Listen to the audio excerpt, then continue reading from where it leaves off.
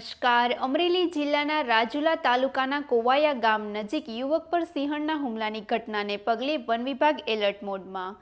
ઘટનાની ગંભીરતાને ધ્યાનમાં રાખીને ડીસીએફ ચિરાગ અમીન દ્વારા તાત્કાલિક કાર્યવાહી માટે આદેશ આપવામાં આવ્યા. પાલીતાણા સેન્ટ્રોજી ડિવિઝનના એસીએફ વિરલસિંહ ચાવડાની આગેવાની હેઠળ ટીમો કોવાયા ખાતે પહોંચી રેસ્ક્યુ ઓપરેશન હાથ ધર્યું. આ કામગીરી દરમિયાન એક સિંહણને ટ્રાન્કિલાઇઝ કરી સફળતાપૂર્વક પાંજરે પૂરવામાં આવી. હુમલા સમયે વિસ્તારમાં અન્ય સિંહોની હાજરી હોવાને કારણે વન વિભાગ દ્વારા વધુ રેસ્ક્યુ કામગીરી પણ હાથ ધરવામાં આવી. ગણતરીની કલાકોમાં સિંહણને પાંજરે પૂરવામાં વન વિભાગને મોટી સફળતા મળી. વધુ સમાચાર માટે જોડાયેલા રહો આરપી ગુજરાત ન્યૂઝ રાજકોટ.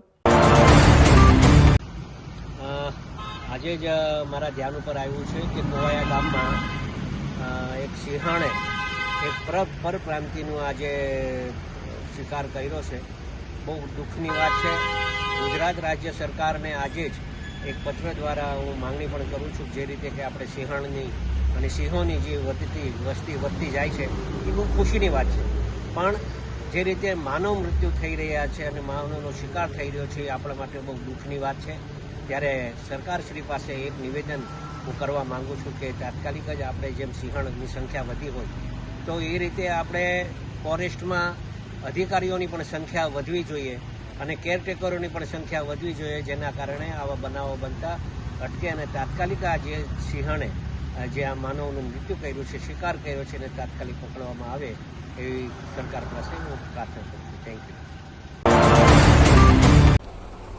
ઘટનાની વિગત જોઈએ તો વન્યજીવ રાજુલા રેન્જના કાર્યક્ષેત્રમાં આવતા કોવાયા ગામે વહેલી સવારે અંદાજિત 6 વાગ્યાની આસપાસ એક માનવ મૃતદેહ અથવા હ્યુમન ડેથની મેસેજ સ્થાનિક સ્ટાફને મળે છે. મેસેજ મળતા જ અમારા હદના બીટગાર્ડ અને રેન્જ ફોરેસ્ટ ઓફિસર સ્થળ ઉપર પહોંચી જાય છે.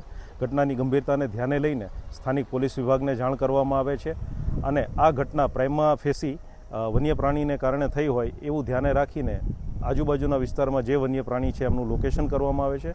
લોકેશન કરીને બને એટલું જલ્દી એમનું રેસ્ક્યુ કરવા માટે અમારા વેટરનરી ઓફિસરની ટીમ આવી જાય છે અને સ્થાનિક સ્ટાફ અને વેટરનરી ઓફિસર મળીને એનું રેસ્ક્યુ ઓપરેશન કરે છે. તો ગણતરીના કલાકોમાં જ જે સસ્પેક્ટેડ એનિમલ છે, જે ગ્રુપ છે, એમાંથી એક એનિમલનું અત્યારે રેસ્ક્યુ પણ થઈ ગયું છે. આ ઘટના થયા બાદ એક હું ગામ લોકોને અથવા નાગરિકોને ખાસ એક અપીલ કરવા માગીશ કે રાજુલા જાફરાબાદનો વિસ્તાર છે, જે વન્ય પ્રાણી સિંહનો અવર જવરવાળો વિસ્તાર છે. પીપાવાવ પોર્ટમાં પણ અવર જવર થતી હોય છે. સાથે સાથે માનવ વસાહત પણ એટલી જ છે. બહારથી આવતા પરપ્રાંતીય માણસો પણ એટલા છે.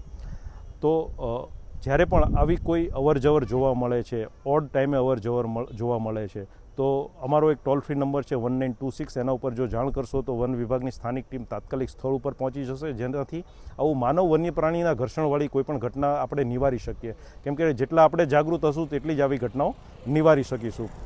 ઉપરાંત યુવાધન કે જેમને થોડો સિંહ જોવાનો ઘણી વખત ચાર્મ હોય અને એના લીધે પણ એ આવેશમાં આવીને ઘણી વખત નજીક જતા રહેતા હોય છે રેવન્યુ વિસ્તારમાં, ત્યારે પણ આવી ઘટના બનવાના ચાન્સીસ વધી જતા હોય છે. તો મારી એ સૌને પણ અપીલ છે કે સોશિયલ મીડિયામાં એવું નહીં કહું કે પ્રસિદ્ધિ મેળવવા માટે, પણ એવા કોઈ ફોટો શેર કરવાની લાલચમાં આવું નજીક જઈને રિસ્કવાળું કોઈ કામ ન કરે એવી મારી અપીલ છે.